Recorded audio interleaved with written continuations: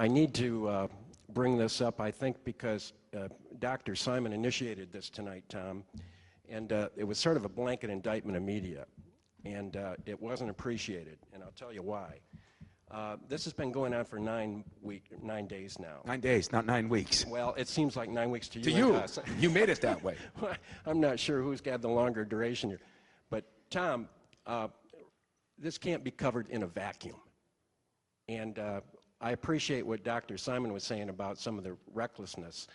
But if there was recklessness, then it needs to be delineated in the specific people and the specific offenders, not a blanket indictment here of media, because we took this responsibility very seriously, and we were doing it sans any comments from Michigan State University. That makes for a very difficult row to hoe.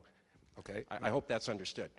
Now, cut to the chase, please, on LeBron James, if you can, Tom, and I know that wait, let's answer that question first. Okay, please. Let's go to that question first.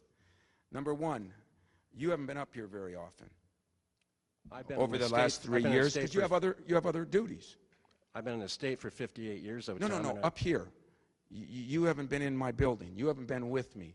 I have great respect for you, but you have not been up here covering Michigan State basketball very often in the last 4 or 5 years that I know of. That would be correct. Okay, so if you would have been, the media that covers me a lot, I had a big dinner for them.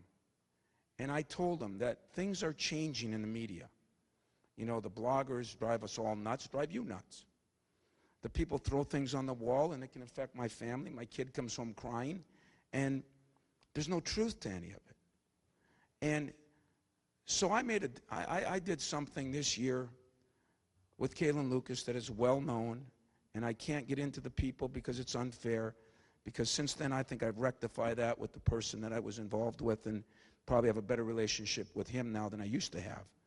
But I was told that I say too much to the media, that I'm too honest, that I'm too upfront. Some of your compadres in here have told me, don't be so honest. Don't tell them too much. Don't do that. I think you got to give me credit, the ones that were in that room. I did a hell of a job of not saying one word. I took, not to blanket you, because I think you're right, I can pick apart the people in this room. I did not appreciate your column.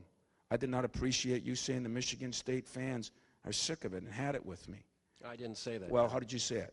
Well, I said it quite differently from that. Okay, tell me what you said.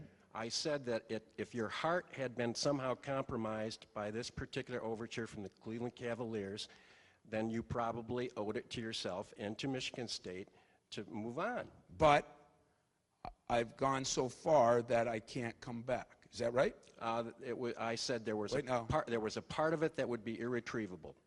Well, so I think you know, you gave fancy words. I just give you P words. You didn't come back. You can't come back, Tom. And I was offended, Lynn, that you would say that, because I think you've been a friend. I have great respect for your writing, but you never even knew what was going on. Try. You know how you couldn't get any information out of me? That was because the group of people decided that that was best for me. And I asked, how can I do a better job for the media? Because it's out of control. I've got people that call me at 1 or 2 in the morning and say to me, I had to check on it because it was in the Red Cedar. And these are real reporters with class and dignity. And I said, you're reading that? You're going by that? I mean, if you would like after this to give me your opinion on how I could do my job better to help you, I think I've proven over 15 years I've been as media friendly and available as any coach. And you have. In the country. So I was offended by that, Lynn, and you gave a bunch of fancy words. The bottom line is it went too far. Tom, I think you never called me. I don't want this to degenerate into a debate between us here. So it won't. And unfortunately, I contributed to that. But no, I called you last Monday, and my point is this: there was no call back last Monday. There has been absolutely no remarks made by anybody, including the president, until today. We can't just let Tom excuse me then. All right, I stand in error. I apologize, Dr. Simon. Apologize. It's like a town hall meeting here now. And I kind of like that. The community. This is more like the UP now. Let's get after it a little bit. Yeah, let's get after it a little bit. All right. Sorry. I apologize for that misunderstanding. Let them talk, but then we'll answer. To the point, we had 9 days where this thing was going on, and I understand that there was an awful lot of this. Who made it the circus, though, me or you? No, there was no circus, Tom. You're forgetting your profile in Michigan State's here. This was a very big national story. Don't lose perspective on where Michigan State was. And yet we were getting an absolute dearth of information from MSU during this, and from you, or from any of the other parties. Okay. It's not going to cease to be discussed. It's not going to cease to become a story. Can I say this, Lynn? Can I say this? I want everybody here, and then we're gonna have some fun here tonight too. You know, this ain't gonna be a tooth pulling contest here. I text a few people early. You know, I ain't very good at it. You know, I just kind of one finger at a time deal. And I talked to some people early that, you know, I just couldn't go on the record with anything because of what I went through this year and what people that I respect advised me to do. Not these people. These people. And so when I text them, it was in the paper. And it was a story. And then I had other people call me and say, well, you text this person, this person, this person, and not me. Again, I'll ask you in front of everybody, how would you like me to handle that to give you a better opportunity to do that? And we're not going to answer any more questions after this one about this. We can answer anything about, but I would like to debate it with you in my office, whatever day you'd like, because if I can help do your job better, you'll make my life easier, because your life you think has been hell, Lynn? Let me tell you something. No, it has not. It has not been. Don't confuse those terms. We understand, Tom, and I think there was a great deal of sympathy for what you were going through here for 9 days. Believe me, I think that's stated. I think that's on the record, and it's been written by just about all of us, including myself. That was understood. What wasn't easy, and you're going to have to please acknowledge this, is that you had an entire constituency out here, an entire fan base, and a great deal of the nation that was wondering what the heck was going on. Now, absent any information from the principals, I'm sorry, we can't shut things down. We can do our best job of reporting, we can do our best job of analysis, we can do our best job of research, and we can do our best job of trying to be absolutely responsible. I realize on the receiving end that is not an easy place to be on Michigan State side. I understand that.